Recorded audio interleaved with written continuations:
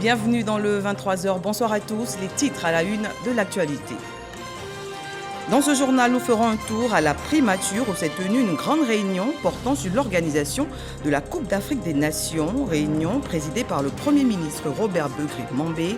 Il s'est agi pour les participants et les acteurs de l'organisation de partager des informations précises sur l'avancement des travaux. Nous irons également à Yamoussoukro, la capitale ivoirienne, où s'est ouvert un séminaire de renforcement des capacités des sénateurs de la deuxième législature. Il s'agit pour la présidente du Sénat de leur donner les outils nécessaires afin de relever tous les défis qui s'imposent à la Chambre haute du Parlement. Nous nous rendrons en Israël où le Premier ministre refuse toute trêve temporaire à Gaza sans la libération des otages capturés par le Hamas le 7 octobre 2023. Merci de suivre l'information sur RTI 1. Le chef de l'État a quitté Abidjan ce vendredi 3 novembre 2023 pour un séjour en France. Alassane Ouattara était accompagné à l'aéroport par une délégation composée des membres du gouvernement avec à leur tête le vice-président Tiemoko Méliette Koné. Intéressons-nous à présent à l'agenda du Premier ministre. Robert Begré-Mambé, chef du gouvernement, a accordé jeudi dernier une audience aux représentants pays de l'Organisation mondiale de la santé. En fin de mission, après 7 ans passés en Côte d'Ivoire, Jean-Marie Yaméogo a tenu à exprimer la reconnaissance de l'OMS à la Côte d'Ivoire. Alexis Ouedraogo. Jean-Marie Yaméogo, représentant pays de l'Organisation mondiale de la santé OMS en Côte d'Ivoire, est en fin de mission. Ce jeudi à la primature, il est venu traduire au Premier ministre Robert Begré-Mambé la reconnaissance de l'OMS pour le travail effectué aux côtés de l'État de Côte d'Ivoire. J'ai pu observer durant ces 7 années beaucoup de progrès qui ont été faits sur le plan de l'offre des services, que ce soit les infrastructures, que ce soit le personnel de santé. Et avec les différents ministres avec qui j'ai travaillé, on a pu parcourir tout le pays. On a vu aussi des progrès dans le domaine de la réduction, par exemple, de la mortalité maternelle.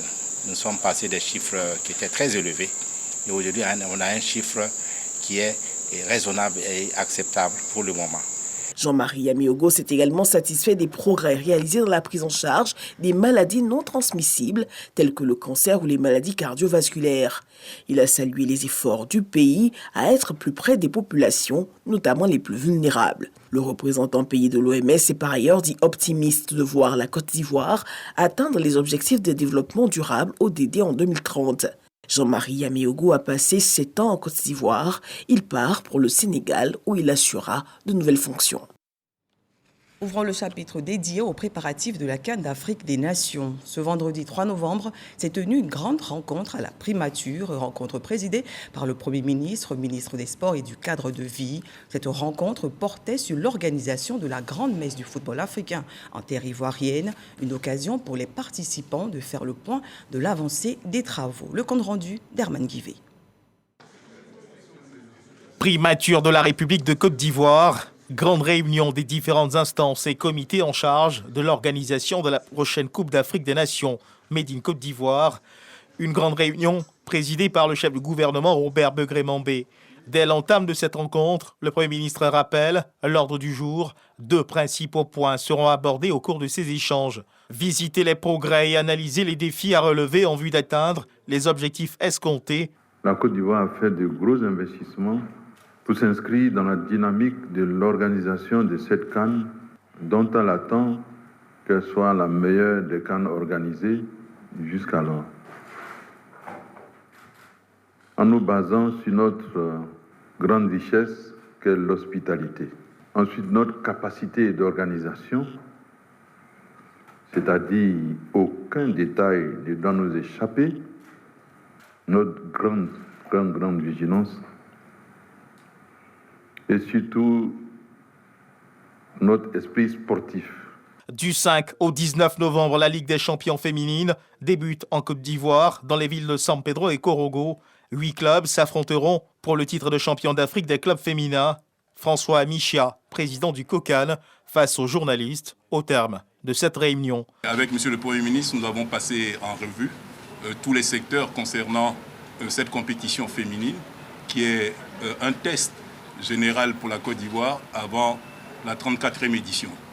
ce sont les points relatifs à l'accueil, à l'hébergement, à la compétition elle-même, à la mobilisation, à l'animation et aux conditions de vie de ces athlètes, des dirigeants, des délégations officielles, aussi bien à Corogo qu'à San Pedro. En deuxième point, nous avons fait la revue de points concernant la 34e édition. Il était important pour Monsieur le Premier ministre, chef du gouvernement, ministre des Sports et du cadre de vie, de savoir exactement quelles sont les avancées réelles sur tous ces points. Et chaque président de commission technique a eu à exposer, à répondre à un certain nombre de questions. Et il a été décidé de faire un atelier en début de semaine prochaine afin qu'un rapport, une synthèse complète soit rendue à Monsieur le chef du gouvernement pour décider de la suite afin que, selon le vœu du chef de l'État, président de la République, son Excellence Alassane Ouattara, cette 34e édition soit la meilleure jamais organisée sur le continent. Le Premier ministre Robert Begré-Mambé a dit toute sa détermination et celle du gouvernement pour la réussite de cet événement continental, la CAN de l'hospitalité. Le ministre de la Santé, de l'Hygiène publique et de la couverture maladie universelle veut également se rassurer du dispositif sanitaire dans la ville de Corogo, ville qui abritera des matchs de la CAN. Pierre Demba était récemment sur le chantier de réhabilitation du centre hospitalier régional de Corogo. Accompagné d'une délégation, il a pu faire un état des lieux. Angela Diallo. À 2 mois de la Coupe d'Afrique des Nations, le ministre de la Santé, de l'Hygiène publique et de la couverture maladie universelle, Pierre Demba, s'imprègne de l'avancée des travaux de réhabilitation et d'équipement du centre hospitalier régional de Corogo. L'établissement sanitaire est équipé d'une IRM et d'un scanner de dernière génération, un service de rééducation fonctionnelle et 2 salles VIP en hospitalisation médecine et en hospitalisation cardio. Un dispositif qui va permettre de prendre en charge les populations de la région du Poro. Je suis venu ici à Corogo pour vérifier l'état d'avancement des travaux. Et aujourd'hui, nous sommes pratiquement vers la fin de la 2e phase pour nous permettre de réhabiliter complètement l'ensemble du CHR de Corogo. Avec le chef de l'État a mis la santé au centre des priorités de son programme de gouvernement. Et depuis 2019, c'est plus de 20 hôpitaux publics que nous sommes en train de construire. La première phase de la réhabilitation a permis de livrer 17 bâtiments neufs. Créé en 1978, le centre hospitalier régional de Corogo est bâti sur une superficie de 14 hectares. Un tour à présent à San Pedro, une des 5 villes où va se dérouler la CAN 2023. Les autorités de la ville s'activent pour une mobilisation effective des populations pour ce grand rendez-vous du football africain, mais aussi et surtout pour la Ligue des champions féminines qui se jouera du 5 au 19 novembre prochain. Sur place, Sam Conan. CAN 2023, la ville de San Pedro veut faire de cette fête du football africain une réussite. Le comité local du COCAN, présidé par le préfet des régions, Ousmane Koulibaly, a rencontré la population pour lui présenter son programme d'activité et sonner la mobilisation. Nous, ce que nous demandons aujourd'hui au gouvernement, c'est de nous appuyer par le biais de la Soutra. Si vraiment nous pouvons avoir les bus pour nous permettre de faire le ralliement, ça semble à San Pedro, ça va nous faciliter vraiment ce déplacement. Je pense que la population sera fière d'aller au terrain, de faire le plein des stades pour permettre à ceux-mêmes qui vont jouer ici d'être dans de bonnes conditions. La sécurité et la propriété de la ville, des priorités pour le COLOCAN. J'ai instruit Madame le DER de la construction pour le ravalement des façades de nos maisons pour montrer le beau visage de notre belle cité balnéaire. Alors vous voyez la disparition des animaux dans les rues. On va mettre fin à tout ça. C'est de ça qu'il est fait. Pour la réussite de la CAN à San Pedro, les autorités appellent à la mobilisation de tous. La Ligue des champions féminines qui se joue ici doit constituer un test. Chers parents, je voudrais vous demander une seule chose, c'est la mobilisation pour les femmes. La mobilisation doit être totale. La mobilisation doit venir de Boclé. La mobilisation doit venir de la Nawa. Et la mobilisation doit être encore beaucoup plus condensée au chef-lieu de région qui est la région de San Pedro. Le ministre-gouverneur Philippe Légré et le préfet des régions Ousmane Koulibaly ont fait un tour au stade Laurent Pokou pour s'assurer que tout est fin prêt pour le démarrage de la Ligue des champions féminines. Et toujours pour une Coupe d'Afrique des Nations de qualité, la Haute Autorité de la Communication Audiovisuelle a initié ce jeudi 2 novembre dans la commune de Cocody une session de formation destinée aux responsables techniques des stations de radiodiffusion des villes abritant les matchs et celles situées sur les routes de navigation aérienne. Cette initiative de la ACA en partenariat avec l'ANAC et l'AIGF vise à renforcer les capacités techniques de ces médias. Jean-Marc Djadji. 138 techniciens radio en provenance des 5 villes hôtes de la Coupe d'Afrique des Nations de football et des localités situées sur les axes de navigation aérienne renforcent leur capacité en termes de brouillage. À l'initiative de la Haute Autorité de la Communication Audiovisuelle, ACA, l'Agence nationale de l'aviation civile ANAC et l'Agence ivoirienne de gestion des fréquences radioélectriques, AIGF, ils sont instruits sur l'impact des émissions sonores dans la bande aéronautique. Le séminaire nous permet de comprendre l'enjeu et l'importance du respect des normes, des standards de diffusion. En 2021, la Côte d'Ivoire a enregistré 27 cas de brouillage aéronautique. 25 furent attribués à des organes de radiodiffusion sonore, selon l'ANAC.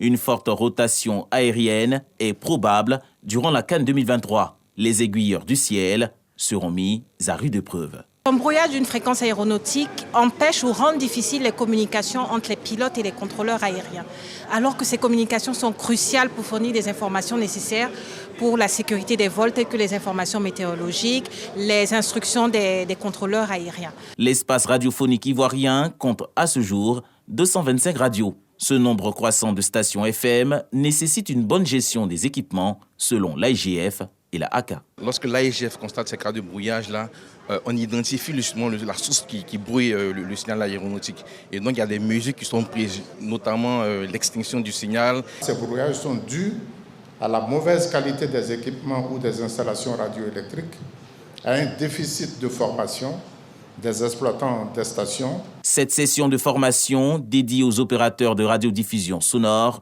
s'inscrit dans le cadre d'un plan d'action de haut niveau adopté en janvier 2022. Il a connu des modifications dans son exécution. Le budget de l'État pour l'année 2022 est en hausse. On enregistre un excédent de plus de 457 milliards. Le ministre en charge du budget était face aux députés membres de la Commission des affaires économiques et financières pour expliquer les raisons de ce montant supplémentaire. Un texte adopté par la majorité des députés présents à cette séance tenue le jeudi 2 novembre. Konaté Moussa et Adama Sangari. Initialement établi à 10 734 milliards 549 millions 555 850 francs CFA, le budget de l'État pour l'année 2022 a connu des modifications dans son exécution. Il est passé à 11 191 milliards 589 millions 267 969 francs CFA, soit un montant supplémentaire de 457 milliards 39 712 119 francs CFA. Conformément aux nouvelles dispositions dans le cadre du budget programme, le ministre des Finances et du Budget est devant les députés. Adama Koulibaly présente le projet de loi de règlement du budget de l'État pour l'année 2022. Tout le monde se souvient que l'année 2022 a été une année extrêmement difficile parce que nous n'étions pas encore totalement sortis de la crise de la Covid. Nous avons eu la guerre en Ukraine, dont les conséquences se sont manifestées à travers des ruptures de chaîne d'approvisionnement, ce qui a impacté le coût de l'énergie, les coûts de certaines denrées alimentaires et également un durcissement des coûts de financement sur le marché international.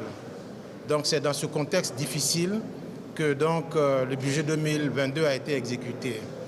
Donc nous avons été amenés à opérer des ajustements, des aménagements au niveau du budget pour réduire, pour ne pas dire amoindrir, l'impact de ce qui était fait au niveau international sur les populations. Des mesures avaient été prises notamment concernant le plafonnement des prix de certains produits alimentaires. Également des subventions de l'État avaient été accordées aux meuniers pour faire en sorte que le prix du pain, le prix de la baguette puisse être maintenu dans des contexte qui soit supportable par les populations. Nous avons également, en 2022, renoncé à des ressources fiscales importantes pour permettre que les prix ne soient pas rehaussés au niveau des pompes à essence. Nous avons également ajusté les recettes, les projections de recettes sur l'année 2022. Donc ce sont tous ces aménagements qui ont été reflétés dans le projet de loi de règlement, ont été donc adoptés ce matin, donnant quitus donc à l'État. 40 députés sur 44 au total étaient présents à cette séance. 26 ont voté pour le texte, 0 voix contre et 14 abstentions. Renforcer les capacités des sénateurs de la deuxième législature afin de les outiller face aux défis qui s'imposent à la Chambre haute du Parlement. C'est tout le sens de ce séminaire qui s'est tenu à Yamoussoukro.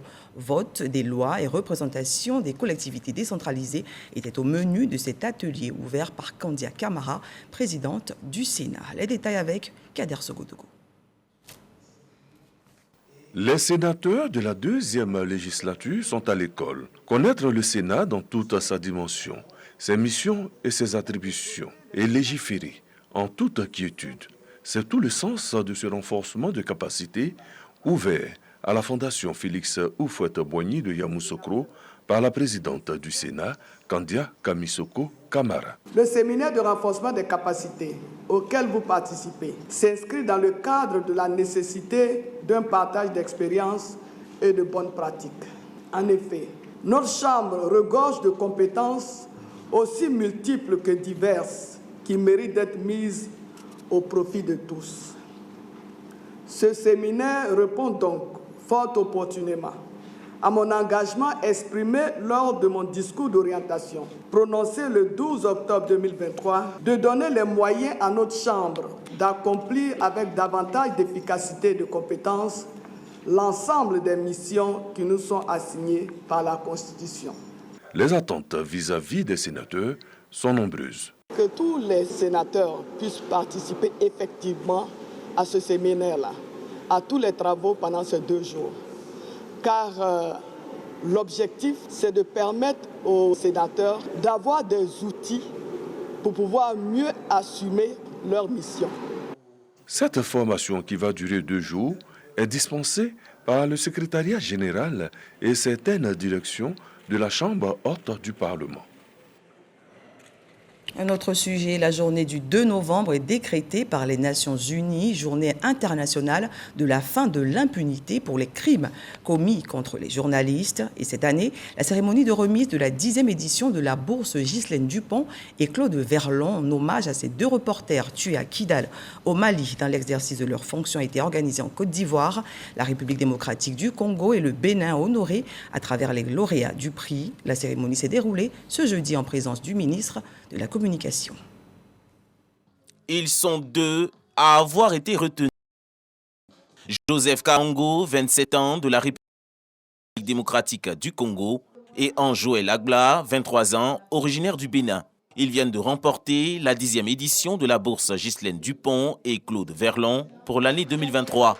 Ces 2 lauréats ont fait montre de leur talent grâce à des reportages sonores portant sur des sujets clés. La consommation et les conséquences du cocktail Kadhafi, ce mélange d'alcool et de médicaments pour Joseph Kaongo, et la découverte d'un élevage de poulets et des conditions de travail de ses employés pour Ange Joël Agla. Après écoute et analyse, la pertinence et la qualité du traitement des sujets ont fait l'unanimité au niveau du jury. Ce prix représente pour moi pas seulement une chance de me perfectionner dans le domaine que j'affectionne depuis mon jeune âge, mais aussi une forte responsabilité pour rendre non seulement hommage, mais aussi pérenniser l'héritage du professionnalisme, mais aussi de l'abnégation jusqu'au bout qu'a caractérisé Ghislaine Dupont et Claude Verlon. Ce prix, c'est comme un rêve que je viens de réaliser parce que ça m'a permis de rehausser mon niveau pour ce qui concerne la prise de son, le montage, le mixage.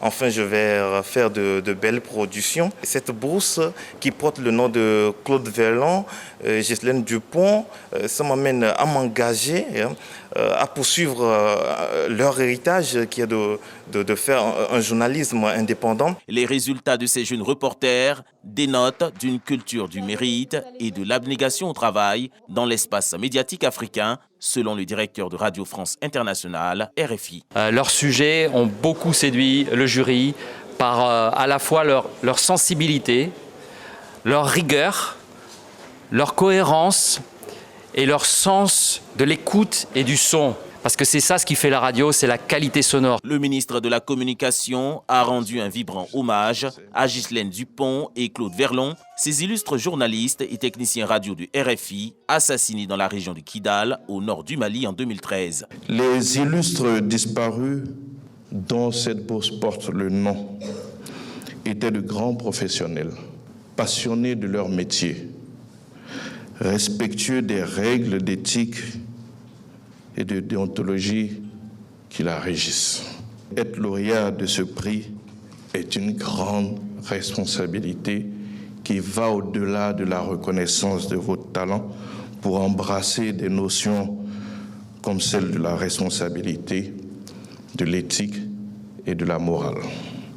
La bourse Ghislaine Dupont et Claude Verlon, ouverte aux 25 pays d'Afrique francophone, a enregistré cette année 330 candidatures. Les nouveaux récipiendaires, Joseph Kaongo et Joël Agbla, iront grossir les rangs du réseau Dupont et Verlon pour le journalisme d'investigation.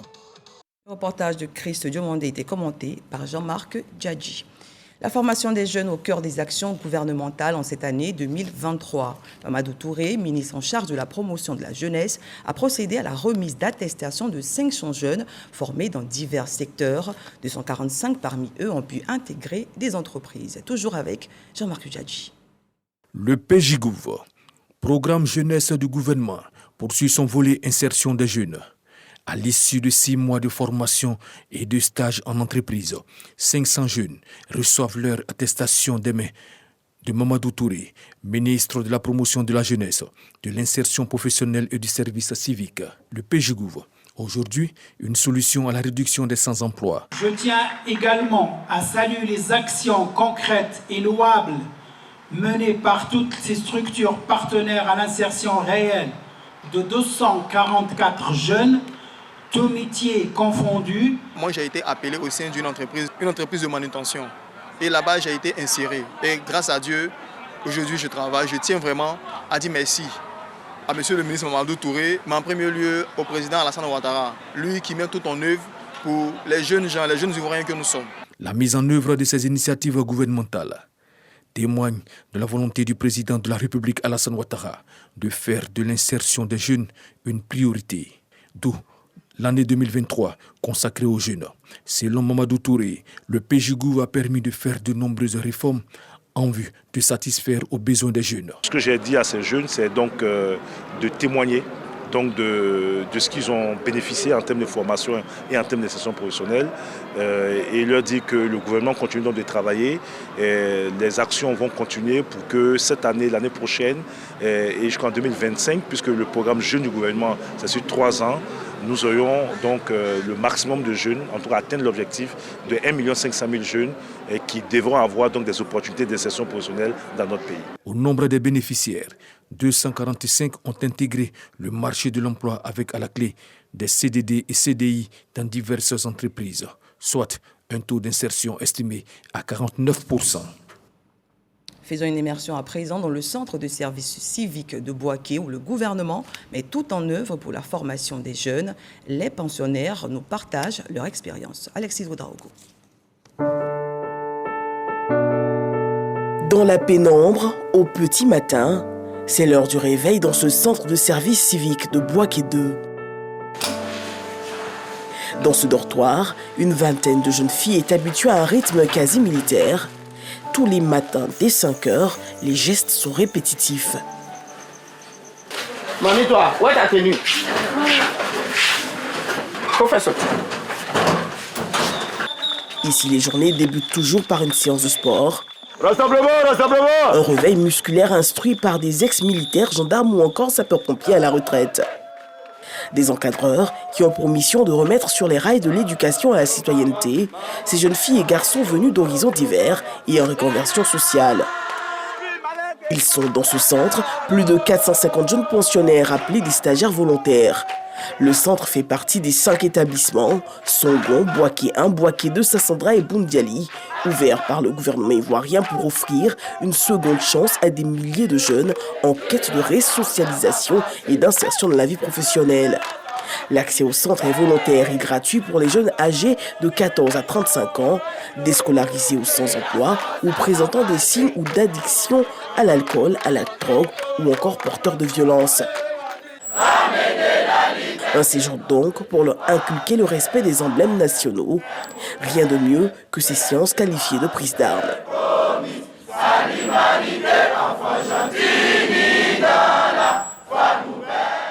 En tant que militaires, nous leur avons donné les rudiments de l'armée, les bases élémentaires de la formation militaire. Et ça leur permet aujourd'hui de faire la différence entre leurs frères, leurs sœurs qui n'ont jamais mis pied au service civique.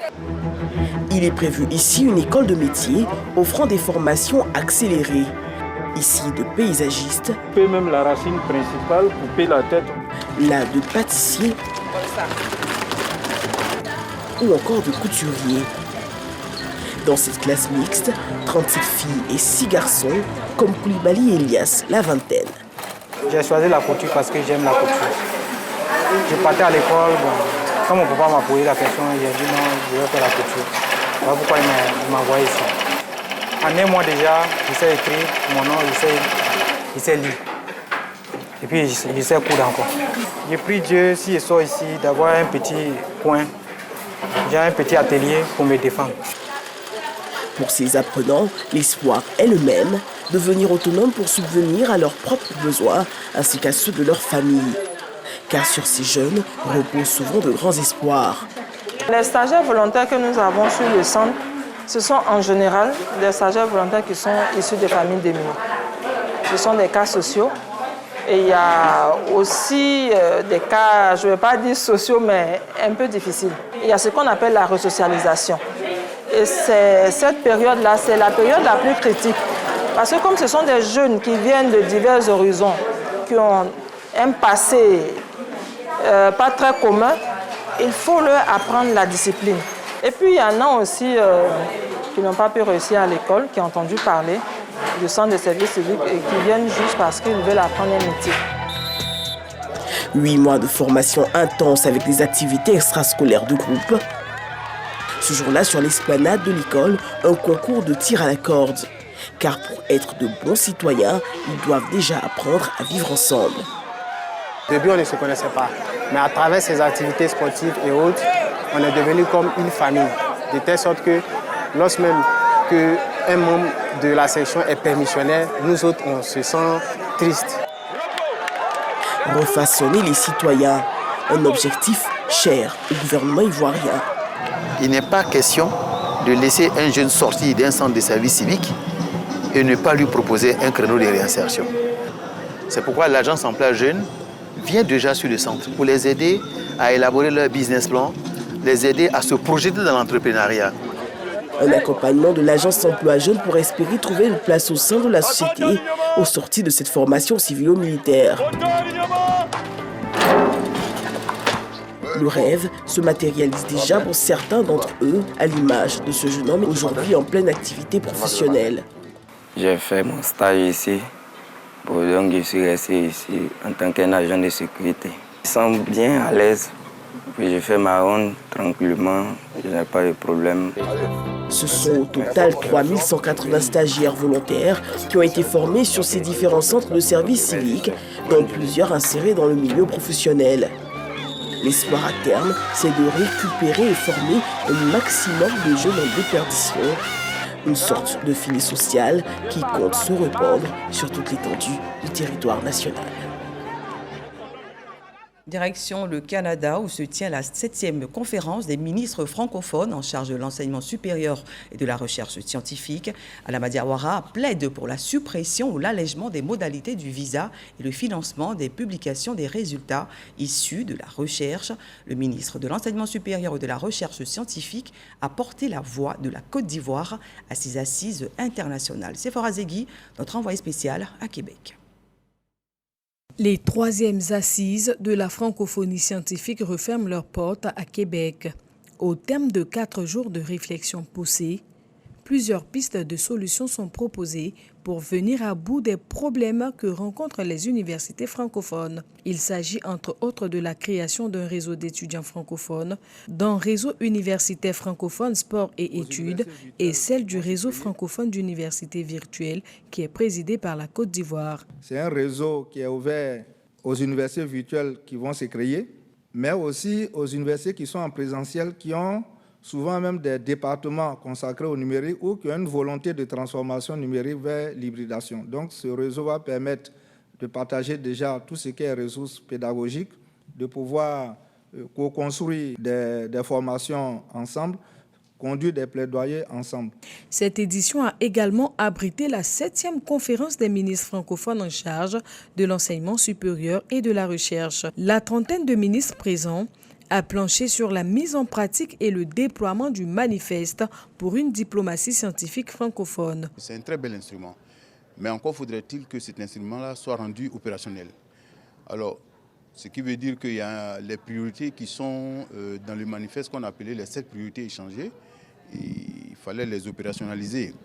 Et donc, le débat de ce matin a consisté à amorcer l'opérationnalisation de ce manifeste, du moins sur ces 2 premiers points, à savoir d'abord la mobilité des étudiants de l'espace francophone et ensuite la valorisation des publications scientifiques francophones. Face à ce parterre de personnalités, Adama Diawara a porté la voix de la Côte d'Ivoire qui plaide pour la suppression ou l'allègement des modalités du visa et le financement des publications des résultats issus de la recherche. Que les débats entre ministres ont tourné autour de ces 2 points.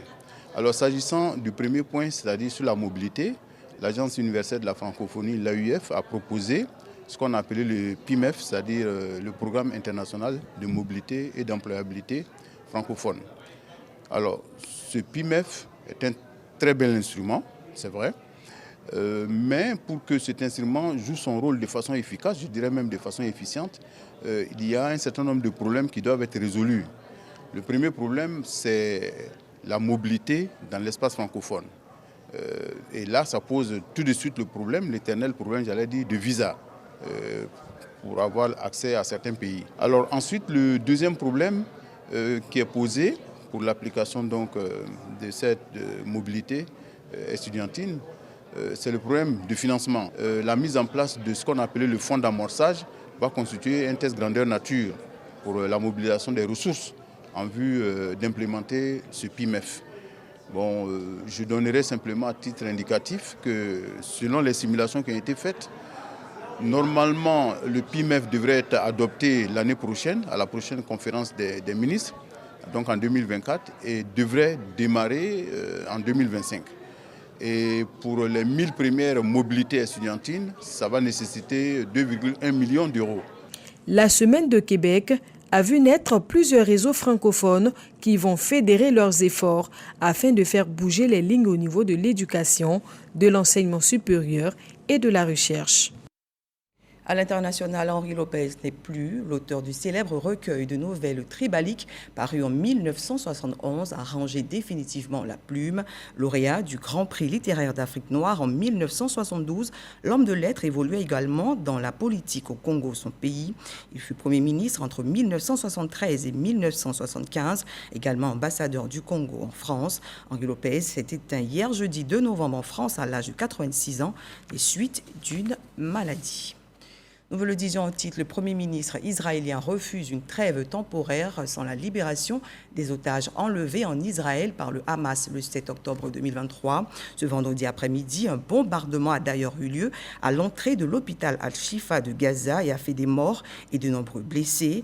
L'armée israélienne a confirmé avoir visé une ambulance à l'entrée du plus grand hôpital de Gaza-Ville, assurant qu'elle était utilisée par une cellule terroriste du Hamas. Notons que le secrétaire d'État américain est arrivé en Israël pour une deuxième tournée régionale. Et voilà qui met un terme à ce journal. Merci de nous avoir suivis. Bon week-end à tous.